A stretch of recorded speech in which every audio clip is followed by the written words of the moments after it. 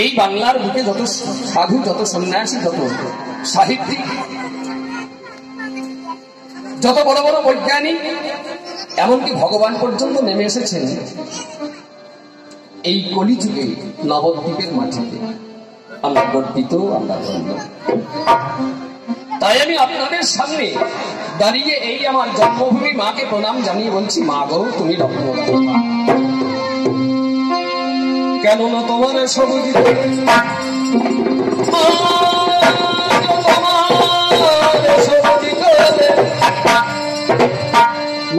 তোমার সবুজ করে কত অবুঝ ছেলে রেখে গেল তারা বিরতে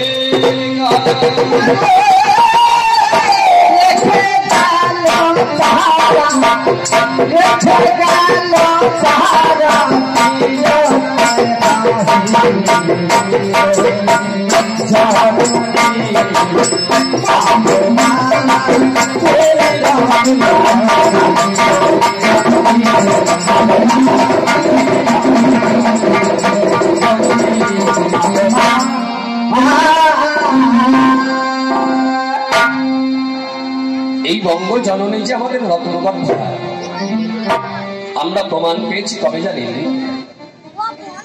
না? যে সময় ইস্ট ইন্ডিয়া কোম্পানি আমাদের দেশে এসে ব্যবসা করতে শুরু করে আমাদের এই দেশকে শোষণ এবং শাসন করতে শুরু করেছিল। ইংরেজরা যখন আমাদের এই দেশে এসেছিল তখন আমাদের দেশে স্বাধীন নবাব ছিলেন নবাব সিরাজউদ্দৌলা, যার বাবার নাম জৈনুদ্দিন আহমেদ, মায়ের নাম আমেনা বেগম, যার নানা সাহেব আলীবর্দী খান। সেই আলীবর্দী খানের বড় আদরের নাতি নবাব সিরাজউদ্দৌলা ইংরেজদের ঔদ্ধত্য মেনে না নিয়ে ইংরেজদের সাথে প্রকাশ্যে যুদ্ধ ঘোষণা করেছিলেন 1757 খ্রিস্টাব্দে 23 কিন্তু দুর্ভাগ্য, নবাবের বহু সৈন্যবল থাকা সত্ত্বেও নবাব সেই যুদ্ধে জয়লাভ করতে পারেন। কেন না? কয়েকজন দেশদ্রোহী, তাদের মধ্যে মূল ভূমিকায় যে ছিল তার নাম হচ্ছে মীর জাফর আলী খান। এই মীর জাফরের মির্জাফরিতে সেদিন নবাব সিরাজউদ্দৌলা পরাজিত। নবাব রাতের অন্ধকারে যখন প্রাণ নিয়ে পালাবার চেষ্টা করছেন, ওই মীর জাফরের পুত্র মিরানের নির্দেশে মোহাম্মদী বেগের হাতে খুন হয়ে গেল বাংলার ভাবি নবাব। দেশ চলে গেল ইংরেজদের হাতে। দেশ মাতাকে উদ্ধার করবার জন্য তখন যারা এগিয়ে এসেছিল তারা বেশিরভাগ আমার এই বঙ্গ মাতার সন্তান। তাই আমি বাংলা মাকে প্রণাম জানিয়ে বলছি, ওই এক সমাসীন বিদেশি সেই শাসকের সমাসীন বিদেশি সেই শাসকের আসনে যত হবে শোষণের শাসনে মাগো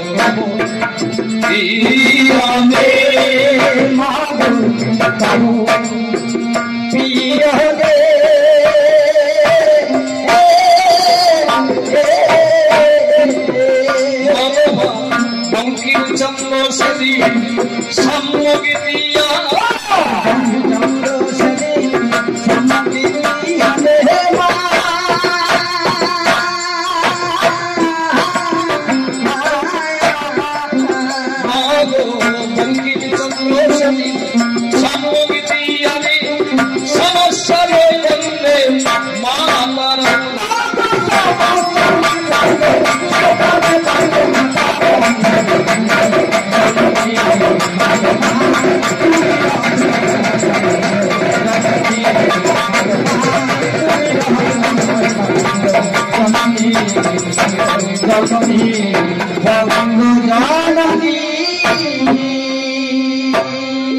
শুরু হলো বাংলার বুকে অকথ্য অত্যাচার।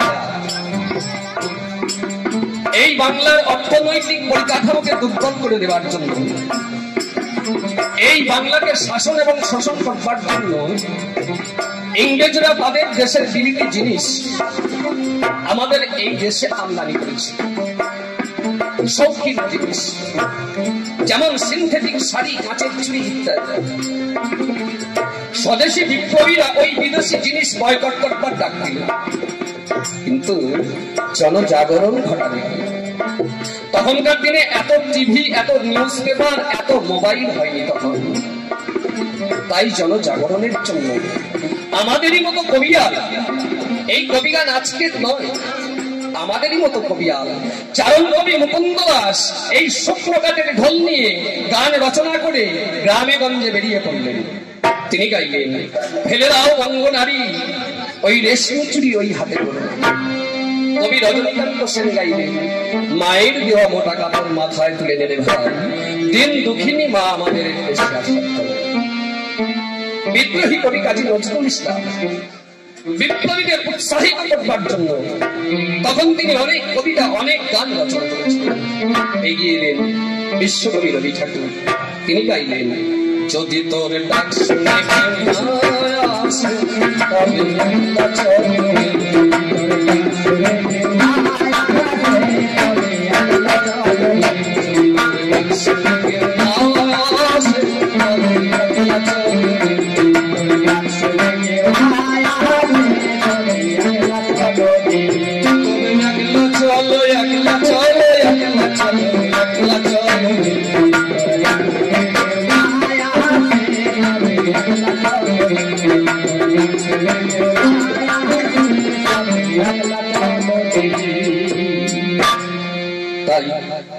বিদ্রোহী নজরুলের সেই তারা ভাঙার গান, বিদ্রোহী নজরুলের সেই তারা ভাঙার গান,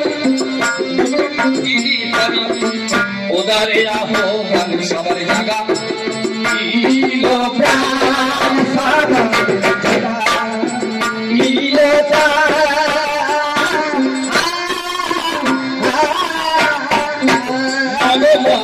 একলা চলার গানে বিশ্বকবির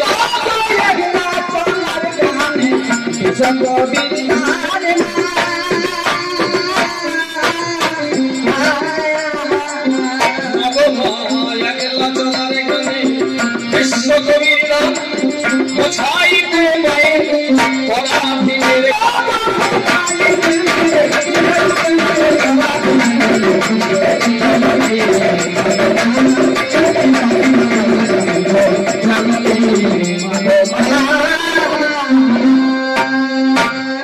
বিনয় বাদল দীনেশ, মাস্টারদা সূর্য সেন, প্রীতিলতা ভক্তিদাস, জ্যোৎস্না দত্ত, বাণী ঘোষ, মাতঙ্গিনী হাজরা। আমরা সকলের কথা ভুলে গেলেও ভুলতে পারি না বাংলার সেই অগ্নি শিশু ক্ষুদিরামের কথা। কলকাতার অত্যাচারী বড়লাট কিংসফোর্ডকে হত্যা করবার দায়িত্ব নিয়েছিলেন এই ক্ষুদিরাম আর প্রফুল্ল চাঁদ। প্রতিদিন যে পথ দিয়ে ওই বড়লাটের গাড়ি যাতায়াত করত, সেই পথের পাশে বোমা নিয়ে তৈরি হয়ে দাঁড়িয়েছিলেন ক্ষুদিরাম এবং প্রফুল্ল চাঁদ। ক্ষুদিরাম সেই গাড়িকে লক্ষ্য করে বোমা নিক্ষেপ করে, কিন্তু দুর্ভাগ্য, মাত্র কয়েকদিন আগে বদলি নিয়ে বাংলাদেশের মুজফ্ফরনগরে বদলি হয়ে যায় কিংসফোর্ড সাহেব। যে গাড়িতে কিংসফোর্ড আসবার কথা ছিল, সেই গাড়িতে আসছিলেন মিসেস কেনেডি এবং তার একটি শিশু কন্যা। ক্ষুদিরামের বোমার আঘাতে ওই মিসেস কেনেডি এবং তার শিশু কন্যাটির মৃত্যু হয়। ধরা পড়ে গেল ক্ষুদিরাম। প্রফুল্ল চাঁদকে আত্মঘাতী। ইংরেজদের বিচারে ক্ষুদিরামের ফাঁসির নির্দেশ হয়। ক্ষুদিরামের যেদিন ফাঁসির নির্দেশ হয়, সেদিন বাংলার অবনীত নরনারীর চোখের জল মান হয় না। কিন্তু ফাঁসির মঞ্চে দাঁড়িয়ে ক্ষুদিরাম বলেছে, বঙ্গবাসী, আমার ফাঁসি নিয়ে তোমরা কেউ দুঃখ করো না, শুধু তোমরা আমাকে একটা আশীর্বাদ করো, আমি যেন আবার ঘুরে এই বাংলার মাটিতে জন্মগ্রহণ করে তোমাদেরকে ইংরেজ মুক্ত দেশ উপহার দিতে পারি। বললাম, ফাঁসির মঞ্চে দাঁড়িয়ে যে সন্তান তোর কোলে জন্ম নেবার জন্য প্রার্থনা করে তাকে আমরা রত্নগর্ভা বলবো না? তাই তো মা বলছি, তুই রত্নগর্ভা, রত্নগর্ভা, তুই রত্নগর্ভা। 1901 সালে ক্ষুদিরামের ফাঁসি, 1901 সালে ক্ষুদিরামের ফাঁসি, সকলের নয়নে দেখলো ভারতবাসী লোক মুখে তার হাসি মুখে তার হাসি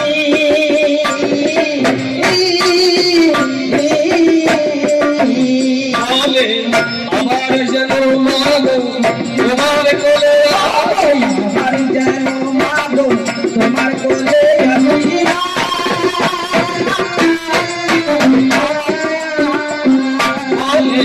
আমার যেন তোমার কোলে আসি আর সাথে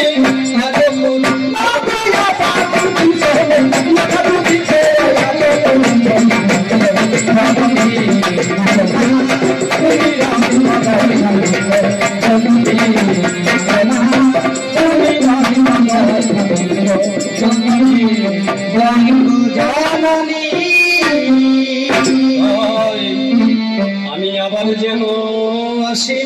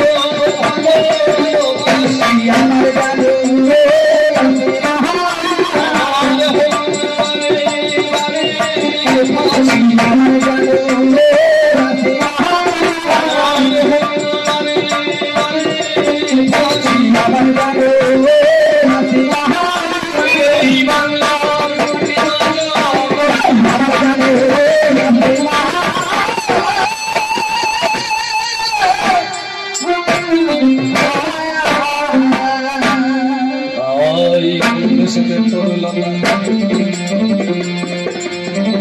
সকল দেশের চাইতে শোনো কোন দেশেতে চলতে গেলে বলতে হয় রে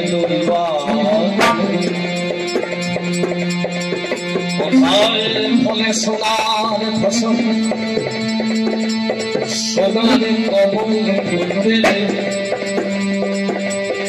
সে আমাদের বাংলাদেশ আমাদের বাংলা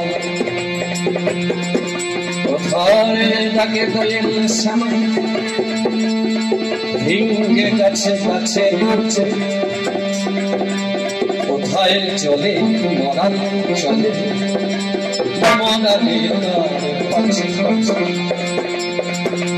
তবুই কথা বসা তুমি চাকর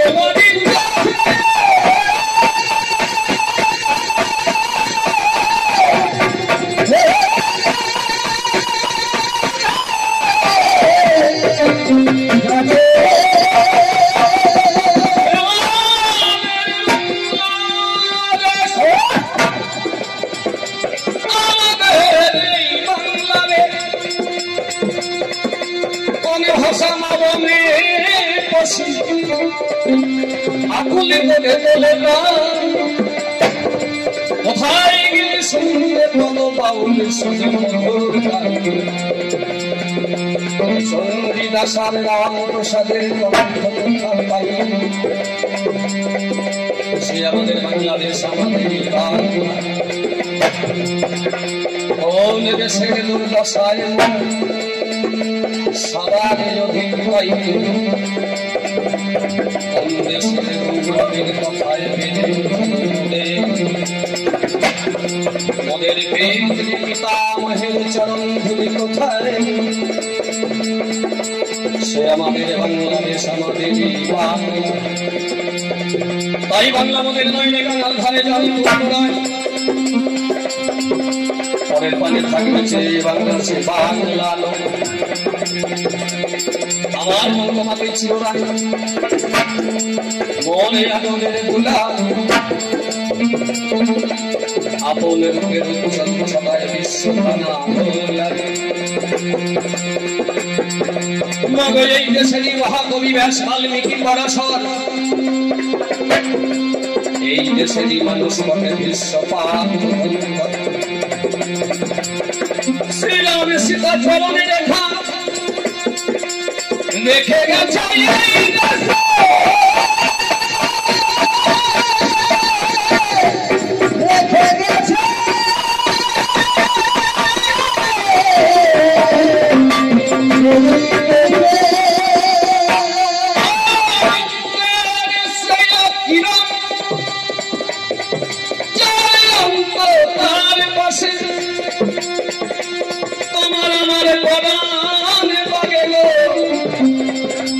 বাঁধনে হারাইয়ে বলবো আকাশ বাতাস মাতিয়ে বলে কবি কাজী নজরুল কিন্তু আমি মাতরে অধন ছেলে কেমন করি তোর প্রকাশ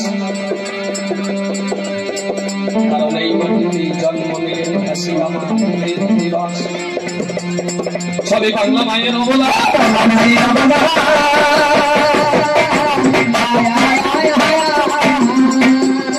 সবই বাংলা মায়ের অবলা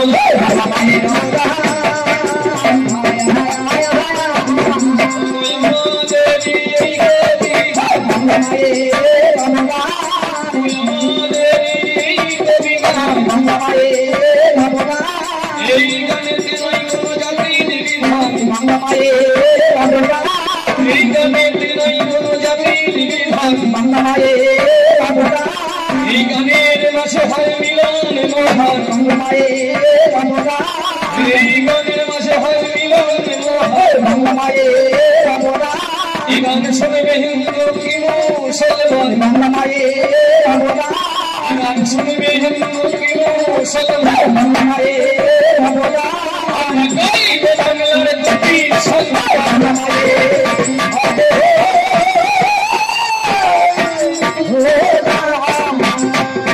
বিশ্ববিনার সকলের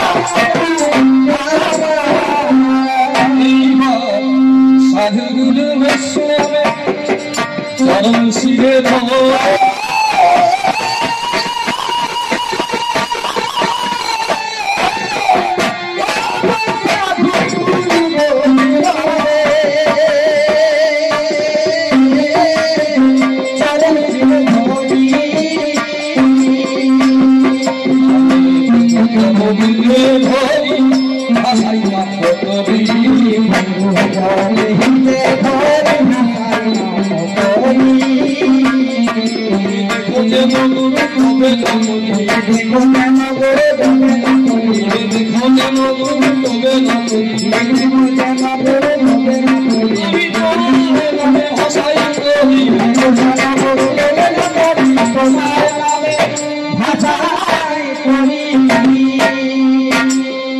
নমস্কার নমস্কার নমস্কার।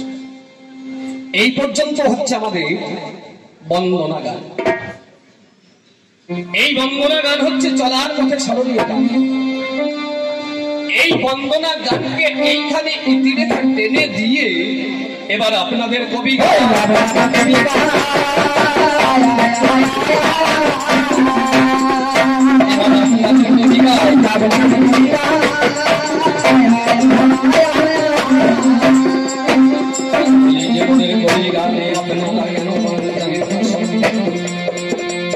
একদলে কবি গানের হয় না লড়াই। আমাদের গানে যেমন বলা গানে যেমন বলা হলে গালাগালি গান। এই গান শুনতে আসে হিন্দু মুসলমান। জানেন একদলে কবির গান কোনদিন হয় না। নিয়ম জেনে মালিক পক্ষ দু দলকে দেয় না। কিন্তু দুটো দল হলে হয় না এই কবির গান। মাঝখানে বিষয়ে করতে হয় না। যেমন ফুটবল খেলা হয় মাঠের মাঝারে, সেই খেলা দেখতে শুয়ে দিন করে। দেখবেন দুই দিকে দুটো বল, মাঝখানে একটা বল, দুটি দলে মানে যাদের যেমন খেলার কায়দা গোল করতে পারে। দল যদি দুটো থাকে বল দুটো মানে দুই দলে এক বলে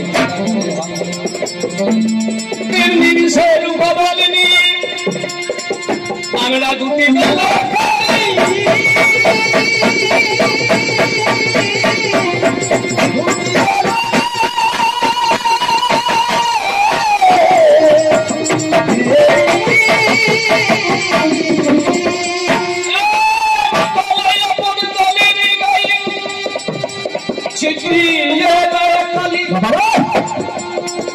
অপর দলে ভাবের সমান দিয়ে ধুয়ে দেবে। অন্য পাল্লা দলের গায়ে কালে এই নিয়ে কবির গান শোনেন যত জ্ঞানবান শ্রদ্ধাবান যারা। সত্য বলে বলে চলি আমার পাথারে থাকা। কবি গানের যাহা পালা দরকার হয় তাই আসলে বলা।